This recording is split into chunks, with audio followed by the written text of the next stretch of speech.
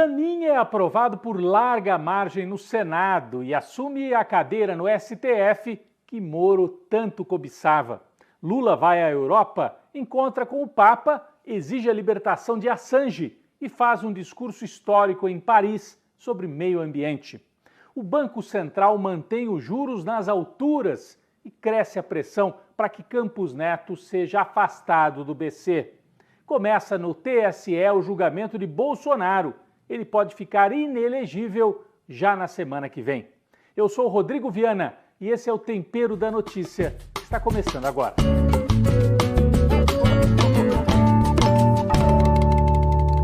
O longo enterro da Lava Jato teve mais um capítulo nesta semana. Foi a aprovação do nome de Cristiano Zanin para o Supremo Tribunal Federal. Ele foi aprovado pelo Senado, que faz a sabatina, né, uma espécie de uma entrevista longa com o advogado Zanin, para saber as posições dele sobre temas jurídicos. E ele, como era esperado, foi aprovado por larga margem. O Zanin, que foi advogado de Lula, teve um papel central para derrotar a Lava Jato e derrotar os abusos cometidos pela Lava Jato. Vocês se lembram? Quando o Zanin era o advogado, o Moro era o juiz lá em Curitiba e várias vezes tripudiou, tentou humilhar o advogado, na época o Zanin, né? O Moro queria muito essa vaga no Supremo Tribunal Federal, fez de tudo para ter. Prestou serviços para o Bolsonaro, tirando Lula da eleição em 2018, sem provas, né? A gente se lembra? Depois ele foi apontado como um juiz suspeito. Ele achou que seria premiado e foi premiado com a nomeação para o Ministério da Justiça. Mas ele estava ali no Ministério aguardando a hora que saísse uma vaga no Supremo. Ele achou que o Bolsonaro ia nomeá-lo. O Bolsonaro teve 2 nomeações e não apontou o nome do Sérgio Moro. Ele saiu brigado do governo com o Bolsonaro, depois se humilhou, apoiou o Bolsonaro na eleição de 2022 e terminou no Senado. Ele foi um dos poucos que tentou atacar o Zanin ali, mas de maneira fraca, né? Sem consistência, o Sérgio Moro. O Zanin não merecia essa vaga por ter sido advogado do Lula, simplesmente, não é isso. Mas por ter feito o enfrentamento num momento decisivo em que os princípios constitucionais, os princípios jurídicos estavam postos à prova. Naquele momento era muito difícil fazer o que o Zanin fez. Ele enfrentou a Globo e a mídia que protegiam o Moro e a Lava Jato. Eles eram deuses, né? Lembram? O Zanin ficou sozinho uma época, defendendo a tese de que havia ali um abuso judicial. O lawfare, ele foi buscar, inclusive, professores, juristas internacionais para defenderem essa tese. O lawfare é o uso da justiça com fins políticos, de maneira abusiva. E olha, insistiu, e tanto do ponto de vista técnico como político e filosófico, ele derrotou a Lava Jato. Então, ele merece esta vaga por isso, porque foi um jurista, um advogado que na hora difícil fez o bom combate e está lá agora no Supremo. Vamos ver se ele mantém esses princípios como ministro do Supremo Tribunal Federal, construiu essa carreira e essa nomeação com muita perseverança e com qualidade técnica também. Com isso, do ponto de vista político, o Lula colhe mais uma vitória importante contra a Lava Jato. Vejam só.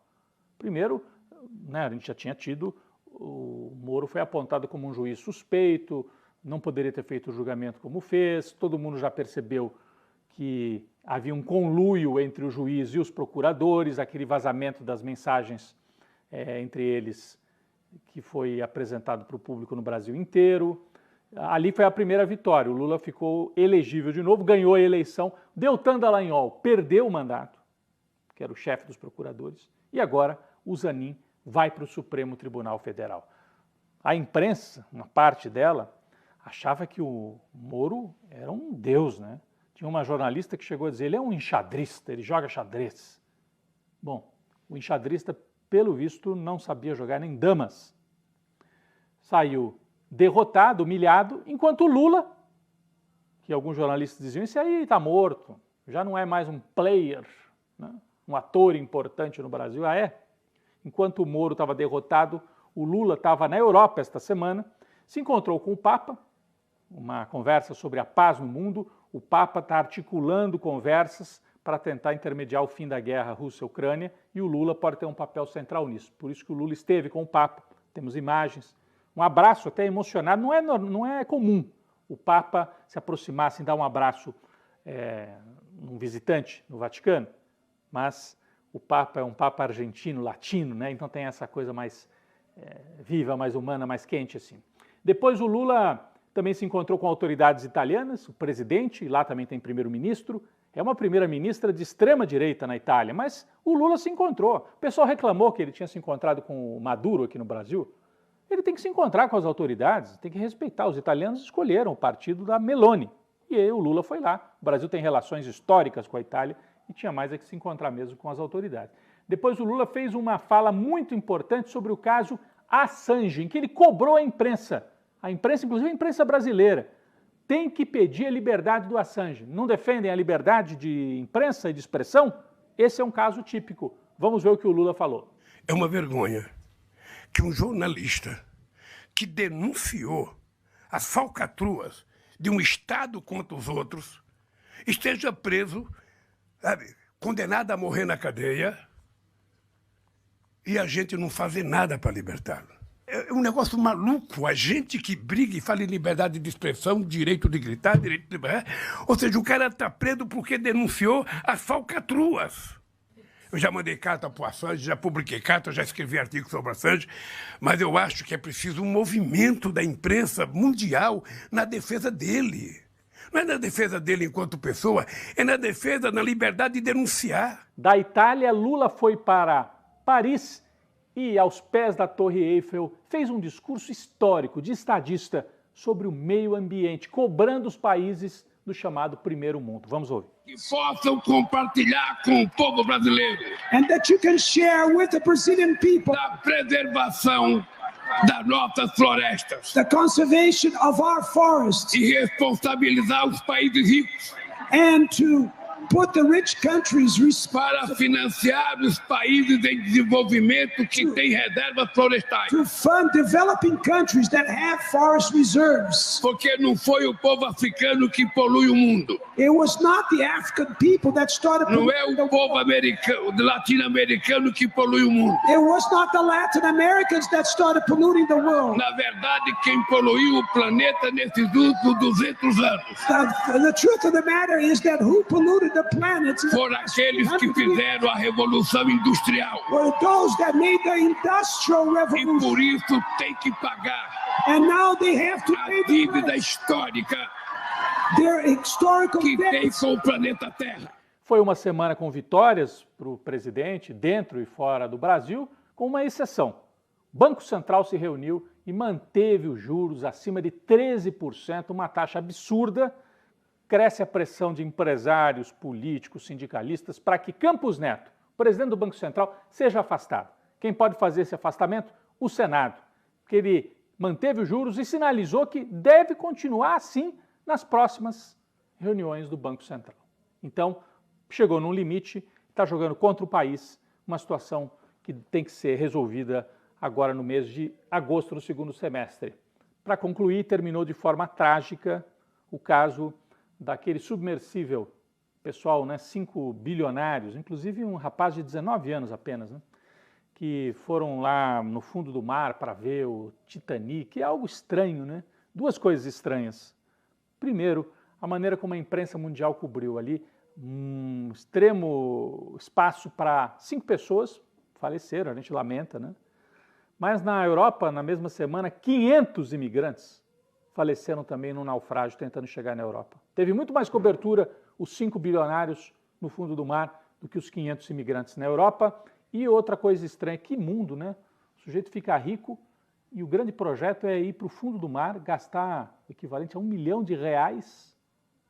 para ver os destroços de um navio, de um acidente em que centenas de pessoas morreram. O que é isso, né? Que sociedade é essa? São perguntas que ficam além do lamento pela morte das pessoas.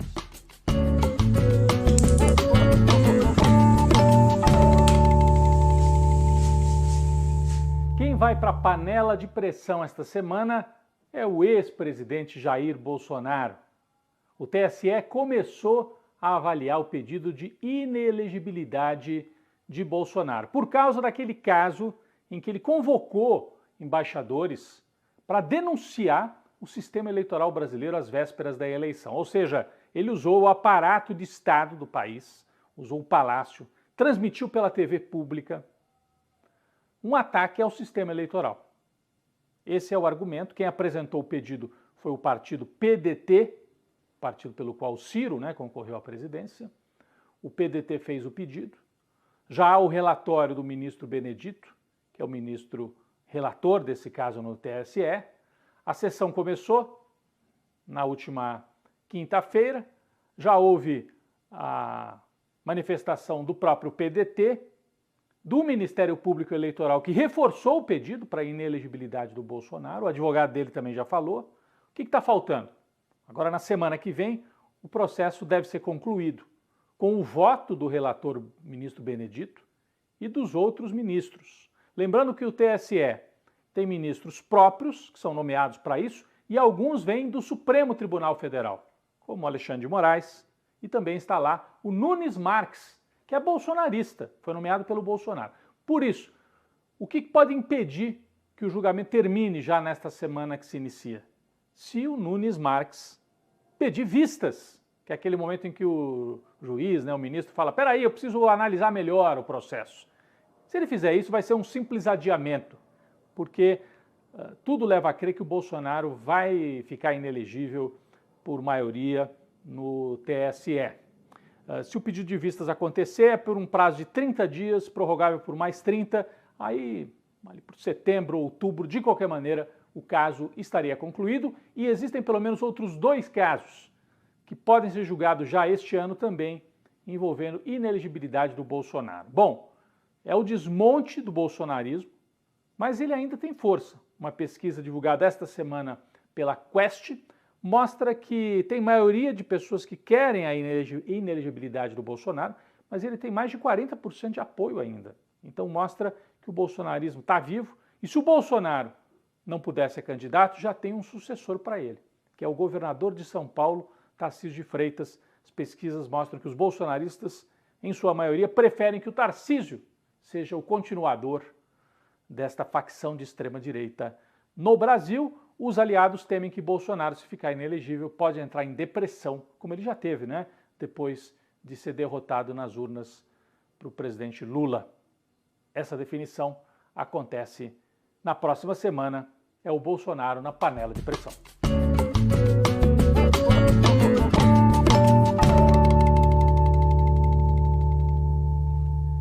A nossa sobremesa esta semana é a indicação de um documentário que está na internet, no canal da revista Fórum, no YouTube, documentário dirigido pelo jornalista Luiz Carlos Azenha, sobre o golpe de 8 de janeiro.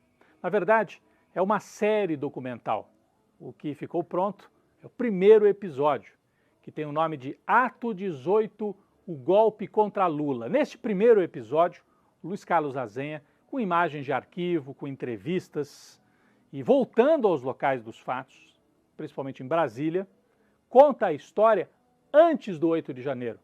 Você se lembra, os acampamentos na porta dos quartéis, especialmente aquele em Brasília, os ataques ocorridos no dia da diplomação de Lula, lembram? Botaram fogo no ônibus, atacaram até a sede da Polícia Federal.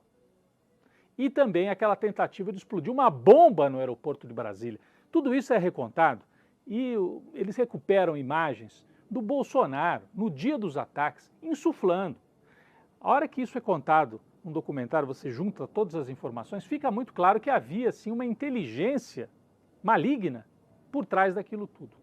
Vale muito a pena, é um registro histórico, pesquisa de imagens muito bem feita, edição, captação, e o repórter, o Azenha, que volta ao acampamento, ao local onde foi o acampamento lá em Brasília, ao local onde a bomba seria colocada no aeroporto. Então, um documentário que fica aí como indicação no canal da revista Fórum, Ato 18, o golpe contra Lula. E eu aproveito e recomendo também um outro documentário do Brasil de Fato, chamado Terceiro Ato, que conta a história da posse do Lula, por isso que é o terceiro, o terceiro mandato, terceiro ato, da posse de Lula até o 8 de janeiro todas essas manobras feitas pela extrema-direita para impedir a posse, interromper o mandato, era uma tentativa de golpe de Estado.